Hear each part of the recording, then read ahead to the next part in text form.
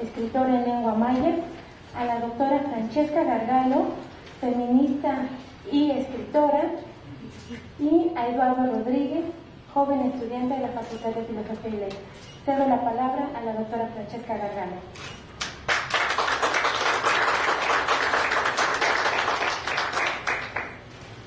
Bueno, Jorge, puesto que estamos hablando tú y yo con él de intermediario frente a muchos amigos y amigas, voy a empezar con un poema tuyo para que me digas por qué yo te conocí como poeta y en realidad eres mucho más un narrador. Aunque toda tu narración está llena de imágenes orales que son también poéticas. Si no existieran flores, cantos y pájaros en los sueños, si no existieran hombres que las graben en las venas del relámpago, la lluvia suelta crin de sus dos cabellos transparentes, enorme pestaña cristalina de los vientos, solo sería un sueño de agua en época de estiaje. Pero la flor es agua que el árbol recoge del arco iris, pero el canto es un murmullo que el viento le roba a los pájaros, pero los pájaros son infinidad de hojas que se vuelven canto. Bueno, el poema sigue. ¿Qué quisiste decir realmente? Unos versos que conmueven a quien los oye.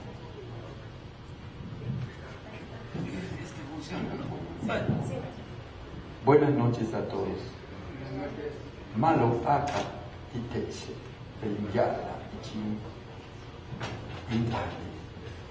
De esta manera nosotros saludamos. Buenas noches. Aunque hay formas arcaicas de decirlo, se dice tojabol, kimacabol, que quiere decir hay rectitud en tu alma, hay rectitud en tu corazón, en lugar de buenos días, sino se dice cuando uno se encuentra con otro en la calle, hay rectitud en tu corazón, hay rectitud en tu alma.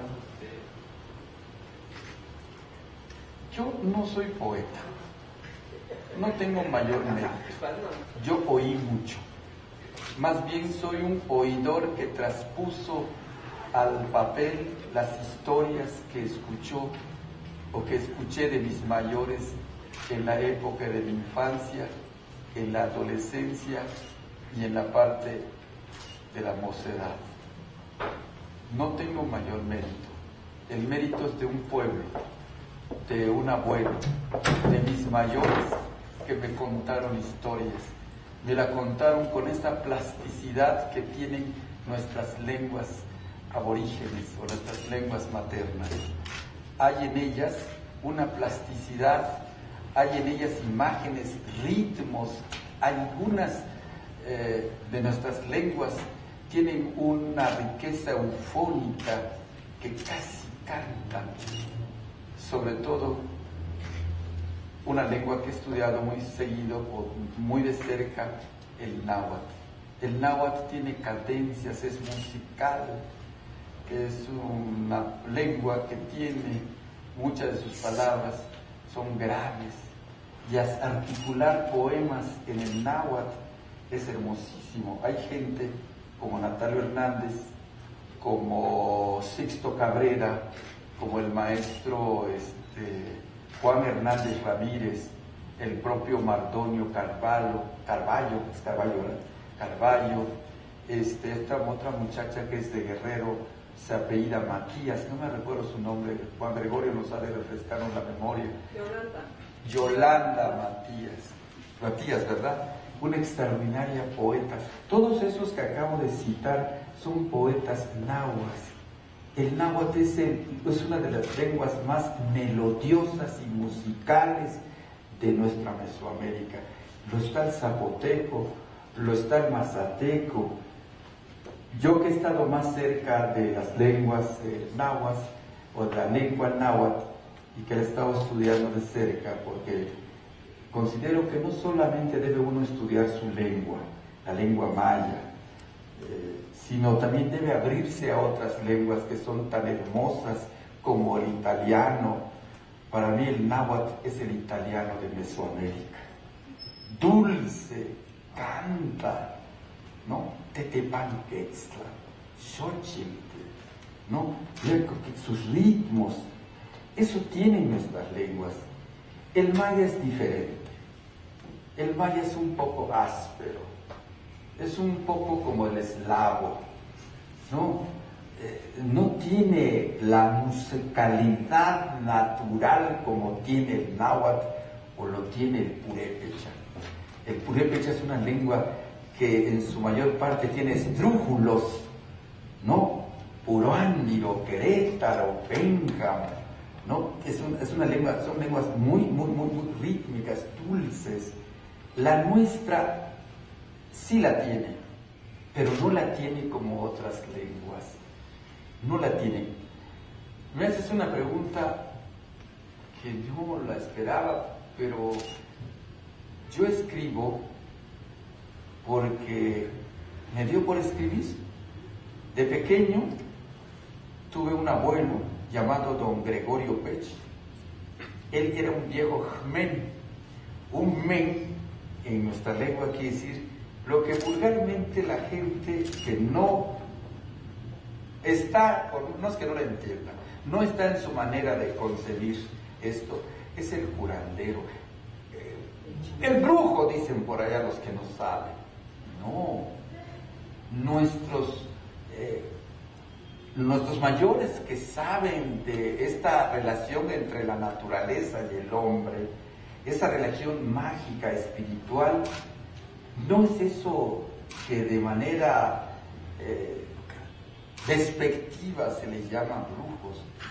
No, ese es el puente del hombre entre el lenguaje de la naturaleza y el lenguaje espiritual. Son nuestros sacerdotes naturales, son los que nos ligan a los dioses. Un día le pregunté a mi abuelo Gregorio, porque había leído en mi libro de Cultura y Espíritu. ¿Alguna vez ustedes tuvieron un libro? Yo en el sexto año, yo todavía compraba los libros, no eran gratuitos en mi época, no crean que estoy tan chavaquito. Daba unos libros, era Fernández Editores que hacía este libro, Cultura y Espíritu, y a mí me gustaba hojearlo porque tiene un olor a tinta, cierta seducción. Tenía ese libro cierto olor, está nuevo, ¿no? Entonces, en ese libro venían las biografías de Sócrates, de Sófocles, de los grandes pensadores, filósofos, escritores. Y yo le pregunté a mi abuelo, ¿cómo se llama Dios entre nosotros los mayas? Y mi abuelo me dijo que el nombre de Dios está en el canto de 20 pájaros y escrito en 13 colores de su plumaje. Aunque yo no comprendía ese momento en aquellos años qué significaba eso, en el canto de 20 pájaros, sí, en el canto de 20 pájaros, tienes que ponerle más atención. Hay uno que tiene ese canto y no solamente tiene esos 20, tiene los 400. Nada más que nosotros no hemos sido educados para escuchar este lenguaje de la divinidad traspuesta en el trino de los pájaros. El maya se llama Chic, el ruiseñor mexicano. Y entonces uno tiene que ponerle la atención. Hace poco le dije a uno de mis hijos, mira, está cantando. ¿Qué? Me dijo. Está el pájaro ahí en los cables de la luz cerca del poste. Estaba la chic, el chic, cantando. Ponle atención, le dije, mira cómo va a mudar su canto. Y en efecto, trinaba uno, luego te cambiaba el otro, luego te cambiaba el otro. Allí está el pájaro de las 400 voces. ¿Qué pasa? Que en la época, perdonen que vuelva a decir, en la época de atrás, no es que haya sido la más bella, nos enseñaban a oír las cosas, nos enseñaban a oír el lenguaje de la noche y el poder del silencio. Eso nos enseñaron de pequeños, ¿no? Entonces, desde luego, entre otras cosas, estaba el oír el canto del censontre. El censontre mexicano le llaman a la chica, y tiene los 400 cantos. Nada más que pasa un autobús, pasa algo y le espanta y se va. Pero eso me enseñó el abuelo Gregorio, a oír el trino espiritual del nombre de Dios traspuesto en el trino de los pájaros. No es fantasía, está ahí. Nada más que en nuestras épocas había un ritual para todo.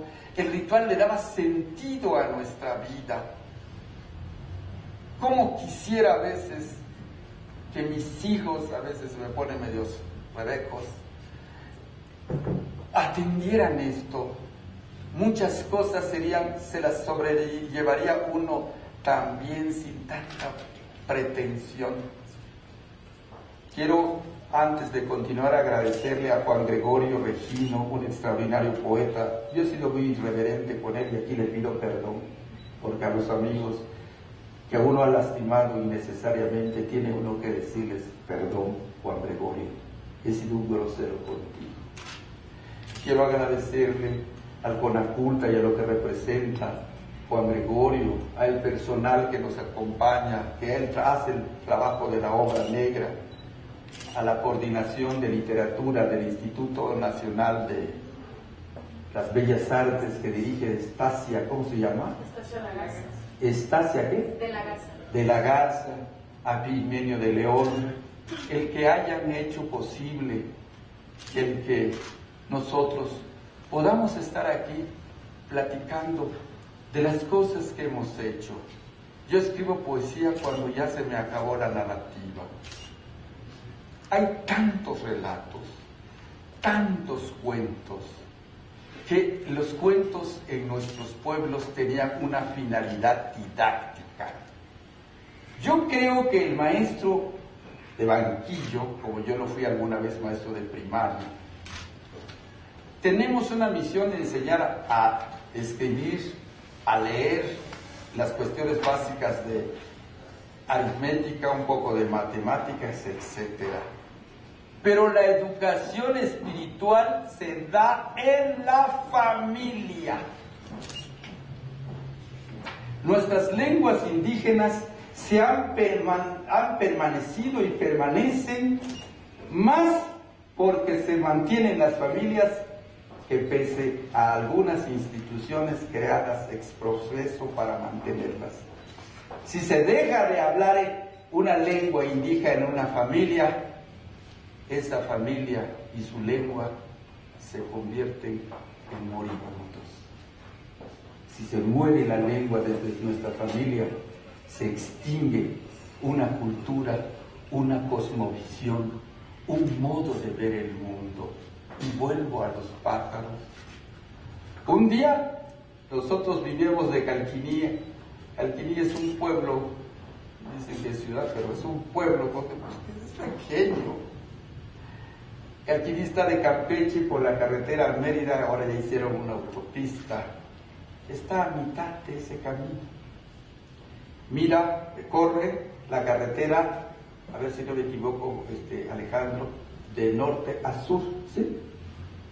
De sur a norte. Bueno, en fin, eso y estas cosas ya la veremos después. Pues es del Campeche a Mérida. Y el pueblo está justamente a la mitad. Al oriente hay un camino a la fecha, lo quisieron hacer los gobiernos ahí, pero no se pusieron de acuerdo. De Calquiní a Mérida, a Uxmal hay 47 kilómetros, 47, 42, por ahí. Sobre ese camino había una huerta. Y en esa huerta, ahí tuve a mi primer maestro de poesía y de filosofía, como es mi abuelo. Un día por ese camino venía Manuel Millán Bersunza con dos jaulas. En una traía un cardenal, así con su mitra, como la de los altos ministros de la iglesia el cardenal todo resumido. En el otro había en otra jaula, o a un ladito de esa jaula había otro pájaro que tenía muchos colores, azul, rojo, amarillo, no recuerdo el nombre de ese pájaro. Y en el otro, solitario, venía un pájaro color beige. Nos acercamos todos ahí, que venía Manuel, oye, ¿cómo lo hiciste, hijos? Y ya nos contó. ¿Y cuánto cuesta el cardenal? El cardenal cuesta 3 pesos. De aquellos años 60, 3 pesos era mucho dinero, 1 peso era el salario mínimo, creo. Está bien. ¿Y cuánto cuesta ese que tiene muchos colores? 5 pesos. ¿Por qué? El cardenal no tiene un color. El otro tiene varios colores. Mira, cuenta cuántos colores. 1, 2, 3, 7 pesos por color. Bueno. Y al final fuimos viendo al otro. ¿Y ese cuánto cuesta? 10 pesos. ¿Cómo? Si nada más tiene un color. Pero canta. Y esa es la diferencia, que aunque tenga un color, el canto le daba su valor. Y yo, molesto, ¿cómo es posible que mi abuelo Gregorio, que me había enseñado a leer, pues la naturaleza, por ejemplo, va uno al campo y para que no se pierda uno en el monte, uno miraba el tendido de la red de las arañas y siempre miran al norte, y uno se orienta para buscar el camino. Habíamos leído que en marzo y en abril el halo de la luna llena, si vemos que tiene muchos colores, quiere decir que va a haber sequía. Si vemos que ese halo redondo, esa aura que tiene la luna en esos meses, es claro, quiere decir que va a haber abundantes lluvias. Y así muchas señales nos las enseñaron ahí. E incluso una de ellas que es muy común, no sé, creo que también es común en Mesoamérica. Cuando un gato se baña delante de su dueño, seguro que hay visita inesperada. Ese gato nos está diciendo que hay que limpiar la casa, que hay que limpiar el tiradero, porque el caballero también recibe a la visita y se está bañando. Cuando entra la libélula y atraviesa la casa y se va a la cocina, también nos está indicando que hay visita inesperada. Pero lo que es casi seguro, y esto lo ha de saber Juan Gregorio y otros de los que están aquí, que como yo vengo de un pueblo, orgullosamente de un pueblo, cuando en el fogón de 3 piedras en aquel entonces, ahora hay estufas, eso ya no se puede medir. Cuando debajo, vente Guadalupe, tráete tu silla, Gladys. Bien, cuando debajo de las piedras empieza a crepitar el fuego y hay algo así como que empieza a llamar, mi papá le dice Chopay, quiere decir que llama, fuego que llama.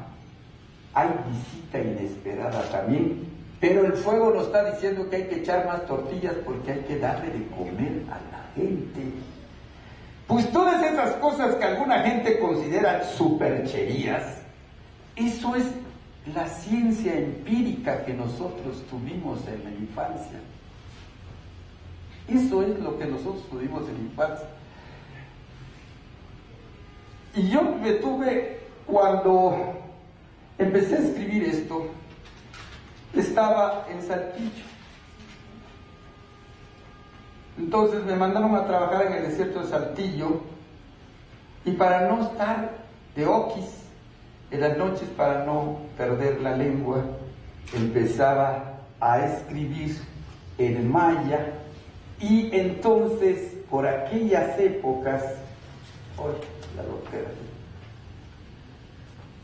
por aquellas épocas empecé a escribir, por aquellas épocas empecé a escribir pues, algunos pensamientos sueltos por ahí, sin mayor trámite, para que no se me olvidara la lengua, empecé a escribir a solas. Y escribí un poema que dice, en ese entonces yo era maestro de primaria, y dice el poema El niño maestro. En maya, Kambesapali. Dice así: Inyum, Utiala Kansken Makabetanushita, Ichiluchehin Ahkambal, Tianachi, Wakuyala Shan, Tianachi, Wabashku Yaya Kuntikin Olal, Wakulakin Teninpuxikal Tumenkisho, Leti Yetelumiatzil, Yetelamiatzil, Kuchikikin Numya, Yetelushiknal, Ukat Chio. Es un fragmentito y paso a la versión en español, que dice así: Señor, Señor, no necesitas ser adulto para enseñar. Oculto en la sutil sonrisa de mi alumno estás tú. Si algo me aflige, si mi corazón recibe la visita de las espinas, él, provisto de tu sabiduría, atrapa mis cuitas con el aleteo de sus preguntas y se las lleva al patio de los juegos, y ahí, recluidas en el vientre de un viejo balón, de pie en pie, de pase en pase, echa trizas por el griterío y la ovación convulsa, mis penas acaban aprisionadas en las redes de la portería. Señor, Señor, no necesitas ser adulto para enseñar. Oculto en la sutil sonrisa de mi alumno estás tú.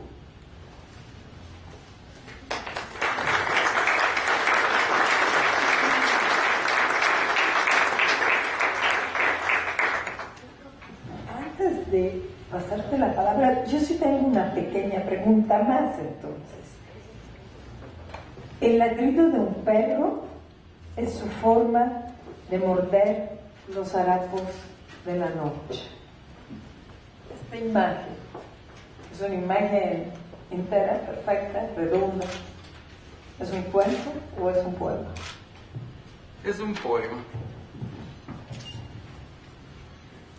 Durante mi infancia con mi abuelo hacíamos muchas ceremonias. Un día dejé de soñar y mi abuelo solía preguntar a sus otros nietos lo que habíamos soñado por las noches. O con Fermín, decía mi primo Fermín, porque en maya no hay la letra F, entonces mi abuelo decía Fermín. En maya no hay la F ni la R, en el maya peninsular, aunque en el quiché hay. O con Fermín, le decía. Pues yo sabía que decía Fermín, pero aunque él dijera Fermín, no hay la F en maya, entonces P. Le estaba preguntando a Fermín qué había soñado. Como yo no recordaba mis sueños, mi abuelo hizo una ceremonia el 20 de marzo de 1961 para que pudiera volver a soñar. Es una ceremonia dolorosa. Todas las ceremonias para que la gente se prepare para estas cosas difíciles, sobre todo para el dolor, son dolorosas. Entonces me dijo, no, contigo tenemos que hacer una ceremonia especial.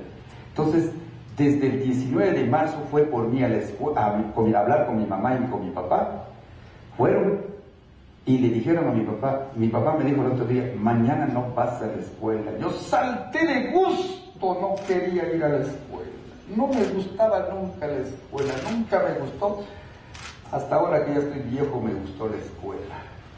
Pero no me gustaba la escuela, entonces saltaba de gusto, mañana no voy. ¿Cómo iba a ir a la escuela? ¿Cómo me iba a gustar? Si nos descubrían hablando la lengua maya, nos pegaban, nos hincaban sobre corcholatas. Era la época.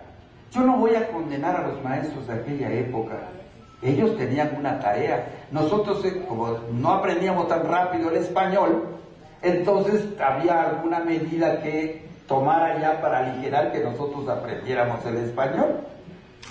Pero no fui. El día 20 de marzo por la tarde me dijo: vas a conseguir 9 campamochas, que en maya, o la mantis religiosa, si la conoces, con unos palitos ahí que caminan. Lo fui a atrapar donde él sabía que estaban esos animales, lo traje en una bolsa así como esta, parecida a esta, las junté y bueno, me dijo: ahí debajo de la mata de ceiba vas a limpiar, vas a hacer un círculo grande, vas a colocar leña, pero vas a traer leña de, se llama sachiquín. Ay, yo sabía, yo que fui corté de esa madera que es blanca, y de chucún, que es otra madera roja, y de otra madera que es amarilla, y de otra madera que tiene al centro negro. Esas 4 maderas fui a cortar porque con eso iba a hacer el fuego. Entonces, como a la... bueno, y me dijo: tráete cacaltún, tráete siché, tráete tzutzuk, así se llaman las hierbas, y haces un círculo, ahí te vas a acostar. Bien, llegó las 9 de la noche, y yo recuerdo, me dijo: bueno, pues va a empezar la ceremonia. Pero como yo ya sabía que había ceremonias, pues dije: una más.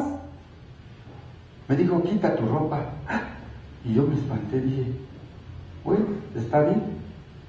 Me quité la ropa, mis pies daban al oriente, él se colocó detrás de mí, se arrodilló de tal manera que sus dedos los tenía yo aquí frente a mis ojos, y empezó con un conjuro que dice así: Oshlakum bilin sud vinkunu beta pishan tu papach no och sonot, Oshlakum bilin sud vinkunu beta pishan tu papach ike, Oshlakum bilin sud vinkunu beta pishan tu papach ake, Oshlakum bilin sud vinkunu beta pishan tu papach ay. ¿Qué quiere decir?